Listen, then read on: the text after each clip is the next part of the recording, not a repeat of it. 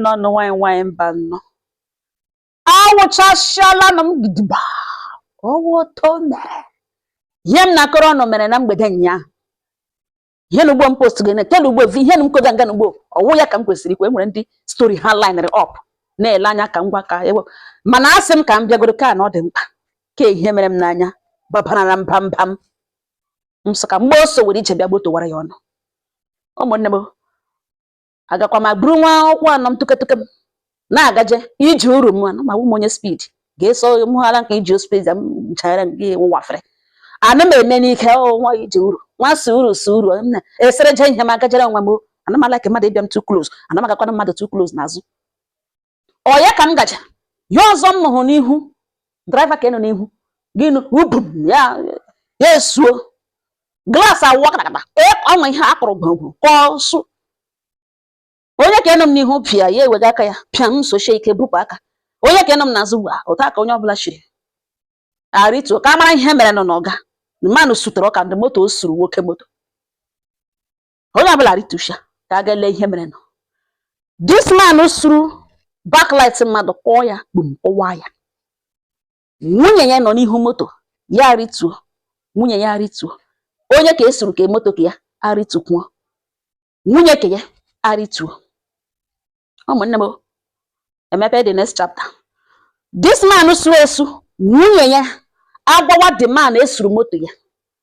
Na tele mere ya n'anya. Na ya no here ya ga make sure na die fix iri ọkụ ya. Learn kwa na lesson. Next time ya hapụga distractions. Face ye moto jide steering mara na ọ nọ na steering. Na ihe die na-eme mgbe niile gbiri na anya toy na window olerebe. Na ọ gaghị eburu moto a focus ihe nwunye this man usuru mmadụ ihe nwunye ekwuke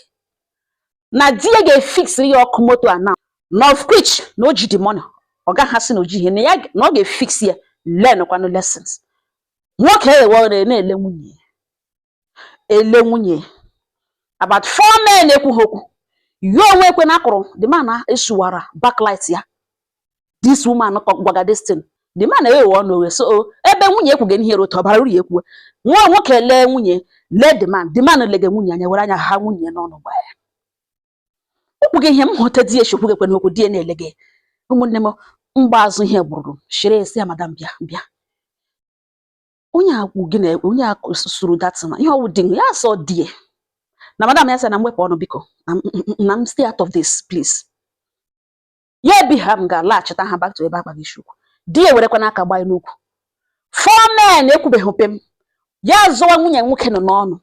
na o lekwe ya na-agwa ndị mmadụ so ha lekwe nwaanyị otelu ugwu ya n'ụzọ ebe na ọrụ onye oshi na window hapụ gastiarin hapụ gị ihu na-elege na ọhụ ha ala nwa agbọbịa arụ mma gafee like this ebi ha stiarin ka ọ ga-elewelewele ka ha gafee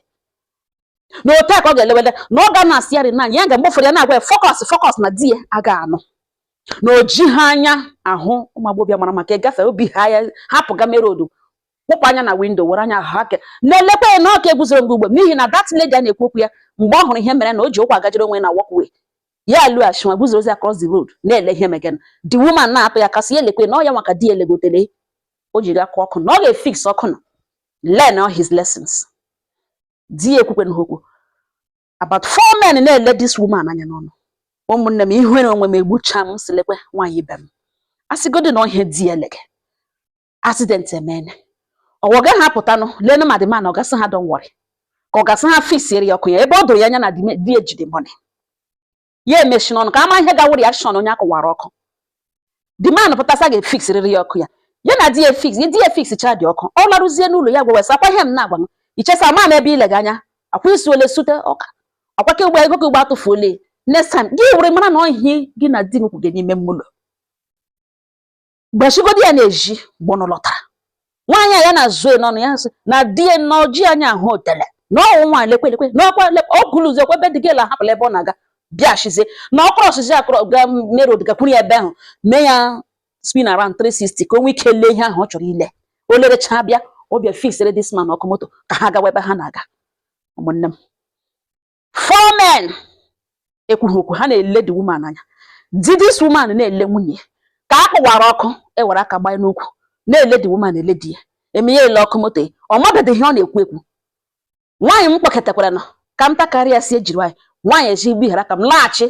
na ọ wote ya na-ekwu every time die na ihe o megede ke nga ya nọ n'ihu moto onye amadị ihe na ome ma ọnya nwa naanị ya na ọ ga-ajọ ọsọ paak ya mes ha na-ele ya hụrụ ya na ya o na ya ahụhụ ya na ya gaghị ekwu na o werere anya ha nwaanyị ahụ na that lady na hotel na o lekwe ya cross the road ga-elechapụkwu ihe olege o lechazi ọbịa fisere this man ọkụ ka ha gaba ebe ha na-aga ụmụnne m ihe ogwu anya kwugekwe na hit na-asụ na ahụ pịatapịatapịa iwe na ọnụma gbọjụcha ya isi ya na agụga o kwukatala die agwa that man ọ kụwara backlight ya si ya nna ya ikwu ka m hụtụgodo gị briefly biko the man esoro bịawa na side ya those 4 men na-ekwughị ha okwu esoro ka ha hụ ya ọ chọrọ iji this man n'ime moto ya emepe moto ya bend ya down teta bottle water ọ ṅụrụ aṅụ this small bottle water ọ ṅụrụ aṅụ ọ sị na enwere overtake ya mere mgbe aka ya ṅụchara dị mmiri so otu ya shi mee overtake ahụ mee ya nga ya dasarazi dị rọba ya ma na ọ dapụla dasazie na footmat otu a moto na-aga ihu aga the thing road ruzie gawazie n'okpuru breki ya dị ha wee mgbe ya hụrụ this guy ka ya slow down n'ihi na ndị ya mana ya kwesịrị slow down ya eberezi ụkwụ mawazie na breki hold ya na-epres ya n'ogbe the thing akpafa ego onwe ya ebe ahụ na ihe mere o ji eji hụ breki ya ejiri dị ka akwara ya vụrụ kpum na ọwụhụ na breki ya ngọrọ ọ na anya ya nọ na ebe ya nyaga na mgbe ya si na windo le anya ihe eleghị anya wụ ka ya mee ma mụrụ moto bịa ka enwe ike ime overtake na ya chọrọ ime ya nwe overtake na ihe a mere bụ ugbu a na ya laikiri ya na ọ masịrị ya na o tichiela ya lesson o tichiri ogene na ya edenweghịkwala ya mee ka ịshụ na ụmụ rọba mmiri aṅụrụ aṅụ na ọrụkwa nna ya hụrụ trela chọwazi ịma breki ihe eme ma ya ma nwunye ya ga hụ na eji akọ destin na ya ga-efixiri ya ọkụ ya na ya thank you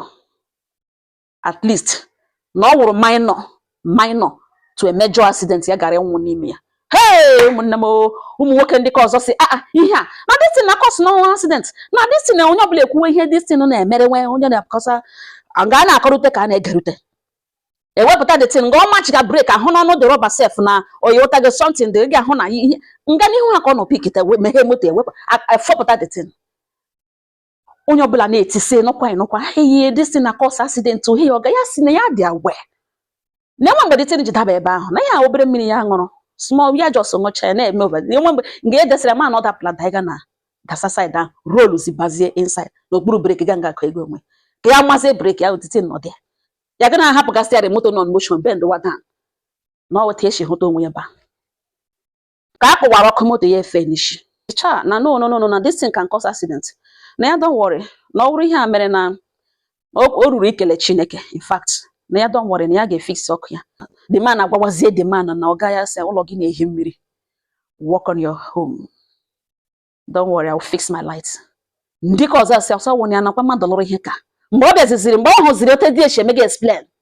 hit na-asụ ya hụ ya sokucha na efe ya taparacha ya na ahụ nga ọ vibrate ga mgbe di ya meweziri ụmụ nwoke explain ụmụ nwoke ma ibe ha si ụwa ama na mma nwoke forget ụwa amagbuola onwe ya nwoke asọ naanị ụmụ nwaanyị na-emebi ụmụ nwaanyị nwere ụwa ha their own word mma amanye naanị ọkụ ebe Chineke ga-ajọs were iwe tọọ ya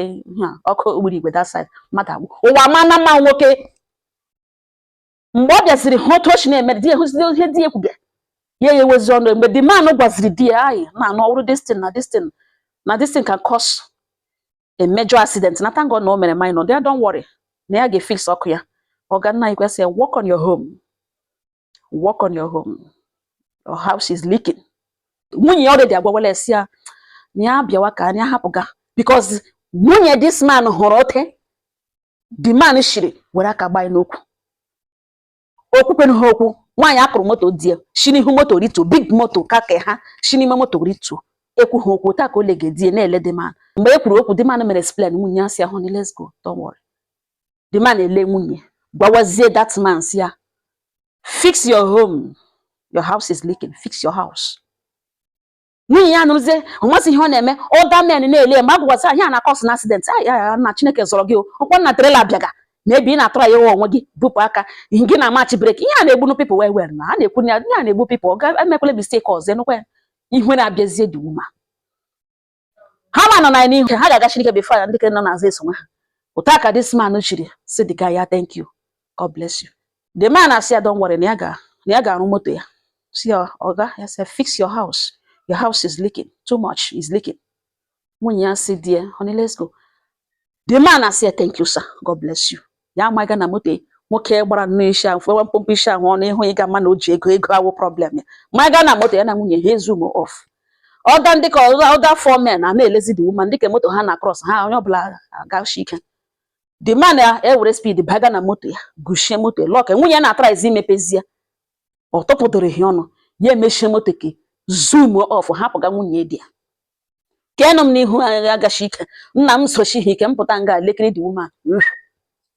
Ọ ga-eji ma akpa ahịa midi ya mezi were eze handbag shi na widow tọpụtara ya na zoom off. Ụmụnne m ụmụ nwaanyị ibe m ka anyị na-enweta ndidi ọ wee eziokwu mgbe ụfọdụ love a na-agba ara ọ na-mix with jealousy ọ na-aga with a lot of funny pictures mana ka anyị tito na ya control ụmụ nwaanyị ibe m asịgodo na di legotele ihe eme na gwetegodi ya outside iloruzie n'ụlọ gị gwazi esi chesa nwa m ebe anya nọ iji anya ahụ hotel ọ ga-ilegotele ya nọ unu egwodoro wee n'ime mmụlọ mana na gwetegodi ya outside nwaanyị ahụ ịpụta mmadụ ya ikpe n'ụdị ahụ mmadụ ya ikpe ụmụ nwoke ma nwa ha mgbe the man o suru moto ịhụrụ ihe mere nọ nwoke ma ibe ya hụ na gwawazie na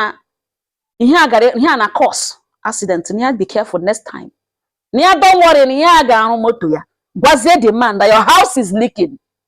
leaking too much fix your house ọ bụ house gịnị ka a na-efix ọ gịnị ka okwu apụtara na the man nwaanyị ọ lụrụ ọnụ ya ghere oghe in fact o ji ndarịta gwa this man oji nwaanyị na fix your house ya what an insult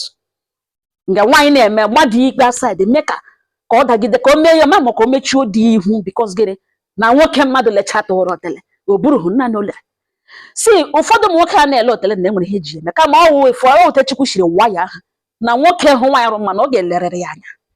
ọ pụtara na some of them anaghị ele na the girl big hụ nwaanyị ha no ọ ka elere to it's just a natural thing mana ụmụ nwoke anaghị awọrị ile ma nwunye ha nwere onye nwoke olege ma nwe onye olege mana ụmụ nwaanyị dịkarị fond of ihu ha la nwaanyị mara ma pịa m gị ilewe di nke mara ma ọ na-ele olege anya ya ọgagadi ya ọ dịkwa na hụ mma biko jishi n'ike